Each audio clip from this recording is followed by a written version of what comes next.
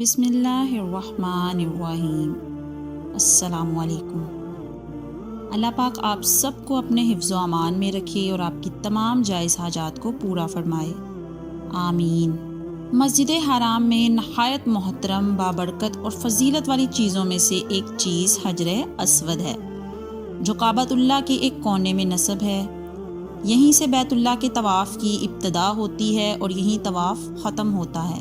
بعض احادیث میں اس کے لیے رکن یعنی کنارے یا کونے کا لفظ آیا ہے، بعض میں اسے حجر یعنی پتھر کہا گیا ہے اور بعض احادیث میں اسے حجر اسود یعنی سیاہ پتھر کہا گیا ہے، اور عام طور پر یہی معروف ہے۔ یہ کوئی عام پتھر نہیں بلکہ جنت کا پتھر ہے، اور جنت کے پتھروں میں بھی اعلیٰ قسم کے پتھر یعنی یاقوت کی ایک قسم ہے۔ حجر اسود جنت کا یاقوت ہے۔ ابتدا میں یہ نہایت روشن اور دودھ سے زیادہ سفید تھا۔ اگر اللہ اس کی روشنی کو ختم نہ فرماتا تو مشرق و مغرب کے درمیان کا سارا علاقہ اس سے روشن ہو جاتا۔ اس کی تیز روشنی کے سبب کوئی اسے نگاہ بھر کر دیکھ بھی نہیں سکتا۔ چونکہ اسے دنیا میں لوگوں کے درمیان رہنا تھا، اس لیے اللہ نے اس کی روشنی ختم فرما دی اور اسے بے نور کر دیا۔ بعض احادیث میں یہ صراحت بھی آئی ہے کہ بنی آدم کے گناہوں نے اسے بے نور اور سیاہ کر دیا۔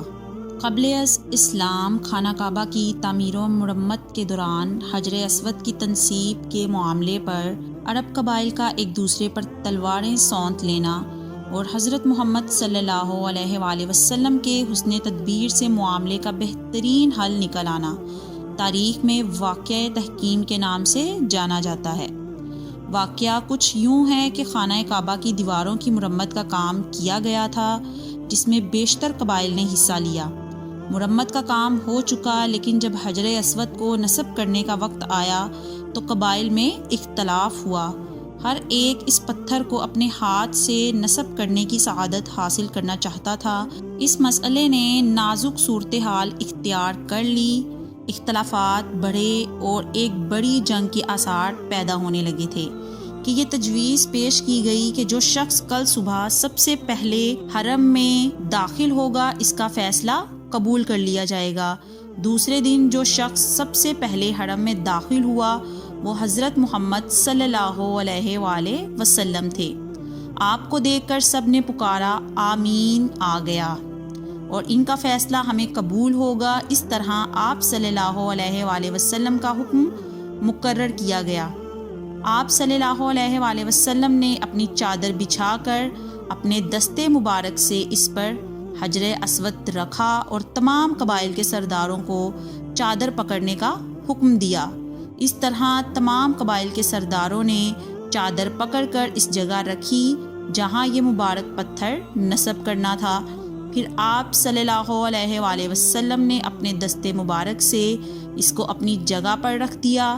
اس طرح ایک بڑی لڑائی ہوتے ہوتے رہ گئی اور ہر قبیلے کی خواہش بھی پوری ہو گئی، جو آپ صلی اللہ علیہ وآلہ وسلم کے حسن تدبیر کا نتیجہ تھا۔ اس واقعے کے وقت آپ صلی اللہ علیہ وآلہ وسلم کی عمر 35 سال تھی۔ ایک دوسری روایت میں عبداللہ بن عمر رضی اللہ عنہ سے مروی ہے، اس میں ہے یعنی حجر اسود جنت کے یاقوت کا ایک پتھر ہے، اس کے نور کو اللہ نے ختم کر کے دنیا میں اتارا ہے۔ اگر اس کے نور کو ختم نہ کیا جاتا تو مشرق و مغرب اس کی روشنی سے منور ہو جاتے۔ جس وقت اس کو اتارا گیا دودھ کی طرح بالکل سفید تھا، مگر بنی آدم کی خطاؤں نے اس کو سیاہ کر دیا ہے۔ حجر اسود کو بوسہ دینا نہ بت پرستی ہے اور نہ اس کے مشابہ ہے۔ حجر اسود کو بوسہ محبت کی غرض سے دیا جاتا ہے، بطور عبادت و عظمت اور حاجت روا جان کر نہیں دیا جاتا۔ نبی کریم صلی اللہ علیہ وآلہ وسلم نے حجر اسود کے قریب ہو کر فرمایا تھا، ترجمہ: مجھے معلوم ہے کہ تو ایک پتھر ہے، نفع نقصان پہنچانے پر قادر نہیں۔ میرا رب تجھے بوسہ دینے کا حکم نہ کرتا تو میں بوسہ نہ دیتا۔ اسی طرح حضرات صحابہ کرام رضی اللہ عنہ ایک مرتبہ طواف فرما رہے تھے۔ اس وقت کچھ نو مسلم دیہاتی بھی موجود تھے، تو ایک صحابی جب حجر اسود کے قریب پہنچے تو چومنے سے ذرا قبل ٹھہر گئے اور فرمایا، ترجمہ: میں جانتا ہوں اور میں یقین رکھتا ہوں کہ تو ایک پتھر ہے، معبود نہیں ہے، نقصان پہنچا سکتا ہے نہ نفع۔ اگر میں نے آپ صلی اللہ علیہ وآلہ وسلم کو چومتے ہوئے نہ دیکھا ہوتا تو میں تجھے نہ چومتا۔ ان روایات سے بالکل واضح ہے کہ حجر اسود کو بوسہ دینا عبادت و پرستش کے طور پر نہیں، ورنہ اس طرح کے خطاب کا کیا مطلب؟ حجر اسود کو بوسہ صرف جذبہ محبت میں دیتے ہیں، اپنی اولاد اور بیوی کو بھی بوسہ دیتے ہیں۔ کیا انہیں معبود اور حاجت روا سمجھ کر بوسہ دیا جاتا ہے؟ ہرگز نہیں۔ حجر اسود جنت کے یاقوتوں میں سے ایک یاقوت ہے جسے سیدنا آدم علیہ السلام اپنے ساتھ جنت سے لائے تھے اور تعمیر بیت اللہ کے وقت ایک گوشہ میں نصب فرمایا تھا۔ طوفان نوح علیہ السلام میں آدم علیہ السلام کا تعمیر کردہ بیت اللہ آسمانوں پر اٹھائے جاتے وقت اس متبرک پتھر کو شکم جبل ابی قبیس میں امانت رکھ دیا گیا تھا۔ پھر تعمیر ابراہیمی کے وقت جبرائیل علیہ السلام نے اللہ کے حکم سے سیدنا ابراہیم خلیل اللہ علیہ السلام کی خدمت عالیہ میں پیش کر دیا تھا۔ اس طرح اسے پھر اسی جگہ کی زینت بنا دیا گیا جہاں پہلے رونق افروز تھا۔ گردش ایام کی ستم رانیوں سے محفوظ نہ رہ سکا، متعدد بار اسے فساق و فجار ظالموں کے ہاتھوں تخت مشک بننا پڑا، بارہا حوادثات کا شکار ہوا اور اس کے نازنین بدن پر کتنی ہی مرتبہ زخم آئے۔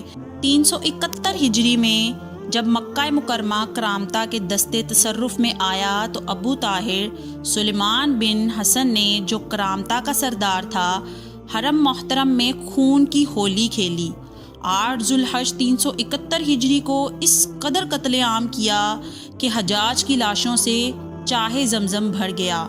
شہر اور مضافات کے 30,000 بے قصور افراد کو موت کی نیند سلا دیا، جن میں 1700 حاجی اور 700 طواف کرنے والے بھی شہید ہو گئے۔ اس نے یہ سارا کھیل مزاب رحمت یعنی کعبہ شریف کا پرنالہ جو سونے کا تھا اکھاڑنے، مقام ابراہیم اور حجر اسود چوری کرنے کی نامشکور جسارت کے لیے کھیلا تھا۔ وہ آدمی اس مذموم حرکت کے لیے کعبہ شریف پر چڑھے، مگر آن واحد میں سر کے بل زمین پر گر کر واصل جہنم ہو گئے۔ مقام ابراہیم تو اس کے دستے تصرف سے مامون رہا، کیونکہ خدا حرم نے اسے پہاڑ کی گھاٹی میں کہیں چھپا دیا تھا، مگر 14 ذی الحج 371 ہجری بروز اتوار عصر کے وقت جعفر بن حلاج نے ابو طاہر کے حکم سے حجر اسود کو کدال سے اکھاڑ لیا، اس پر کئی ضربیں لگائیں جس سے کچھ ریزے ٹوٹ گئے اور اپنے ساتھ بحرین لے گئے اور اس کی جگہ خالی رہ گئی۔ تقریباً 22 سال کا طویل زمانہ گزر جانے کے بعد بحرین کے شہر حجر سے بروز بدھ 10 ذوالحج 349 ہجری کو یہ مبارک پتھر واپس ہوا۔ واپسی بھی معجز نما تھی۔ کرامتیوں سے بار بار واپسی کا مطالبہ جب زور پکڑ گیا تو انہوں نے عذر لنگ پیش کیا کہ وہ پتھر تو دوسرے پتھروں میں مل جل گیا ہے، ان میں سے الگ کرنا ہمارے بس کا روگ نہیں۔ اگر تمہارے پاس اس کی کوئی علامت ہے تو تلاش کر لو۔ چنانچہ علماء کرام سے استفسار کیا گیا تو انہوں نے ارشاد فرمایا، ان سب پتھروں کو آگ میں ڈالا جائے، جو پتھر آگ میں پگھل یا پھٹ جائیں وہ حجر اسود نہیں۔ حجر اسود کو آگ متاثر نہیں کر سکتی کیونکہ یہ جنت کا پتھر ہے۔ اس طرح اس مقدس پتھر کی برتری اور مقبولیت کا لوہا منوا کر اسے واپس لوٹایا گیا اور پھر سے کعبہ شریف کی زینت بنا دیا گیا۔ علامہ جلال الدین سیوطی رحمۃ اللہ علیہ نے لکھا ہے کہ یہ ظالم ابو طاہر چیچک کے عارضہ میں مبتلا ہوا، اس کا جسم پھٹ گیا اور نہایت ذلت کے ساتھ مرا۔ علامہ قطب الدین رحمۃ اللہ علیہ فرماتے ہیں، ابو طاہر کرامتی بدبخت کو ابرہہ کی طرح بیت اللہ کی بجائے اپنے شہر حجر میں حج کا اجتماع کرانے کا جنون دماغ میں پیدا ہوا۔ اس نے اس غرض سے ایک عالی شان محل بنوایا جس کا نام دارالحجرہ رکھا۔ چنانچہ 371 ہجری میں حج کے ایام میں ایک لشکر جرار لے کر مکہ مکرمہ پر حملہ آور ہوا۔ طواف کرنے والوں، نماز پڑھنے والوں اور احرام کی حالت میں حاجیوں پر دستے ستم دراز کیا۔ ہدیہ کے حرم محترم کے اندر بھی بے دریغ قتل کیا۔ شہر کے علاوہ گرد و نواح میں قتل عام کا بازار گرم کیا۔ 30,000 بے گناہ انسانوں کے خون سے اپنے ہاتھ رنگین کیے۔ اس قدر روح فرسا واقعہ کبھی رونما نہیں ہوا تھا۔ وہ ظالم کہتے تھے کہ تم مسلمان کہتے ہو، یعنی جو حرم میں داخل ہو گیا وہ مامون ہو گیا، بتاؤ اب امن کہاں گیا؟ علامہ ابن خلدون رحمۃ اللہ رقم تراز ہیں۔ ابو طاہر نے کعبۃ اللہ کا دروازہ اکھاڑ پھینکا، غلاف کعبہ کے ٹکڑے ٹکڑے کر کے اپنے فوجیوں میں بانٹ دیے، حجر اسود کو اکھاڑ کے ساتھ لے گیا، اہل مکہ کے گھر بار اور مال و متاع کو لوٹ لیا۔ اس نے روانگی کے وقت یہ اعلان کر دیا کہ آئندہ سے حج اس کے ہاں ہوا کرے گا۔ خلافت مصطفیٰ کے امراء نے بے حد کوشش کی کہ کسی طرح حجر اسود واپس آ جائے۔ انہوں نے 50,000 دینار سرخ کی پیشکش بھی کی، مگر کرامتی ٹس سے مس نہ ہوئے۔ وہ ابو طاہر اس خیال فاسد پہ قائم تھا کہ یہ ناپاک جسارت اپنے امام عبید اللہ المہدی والی افریقہ کی خوشنودی کے لیے کر رہا ہے۔ لیکن جب منصور اسماعیل نے کیروان سے حجر اسود کی واپسی کا مطالبہ شدت سے کیا اور ادھر عبید اللہ المہدی نے بھی ابو طاہر کو سختی سے ڈانٹا کہ اگر حجر اسود واپس نہ کرو گے تو پھر جنگ کے لیے تیار ہو جاؤ، اس لیے مجبوراً 349 ہجری میں واپس کرنا پڑا، جبکہ اس سے قبل خلافت مصطفیٰ کی جانب سے 50,000 دینار کے عوض بھی واپسی کا مطالبہ مسترد کر دیا گیا تھا۔ یہ جنت کا پتھر ہے جس میں اللہ نے انسانوں کے گناہ جذب کرنے کی عجیب تاثیر رکھی ہے۔ چنانچہ نبی کریم صلی اللہ علیہ وآلہ وسلم نے ارشاد فرمایا، ترجمہ: جس وقت حجر اسود جنت سے اترا تو وہ دودھ سے زیادہ سفید تھا، پھر آدمیوں کے گناہوں نے اسے سیاہ کر دیا۔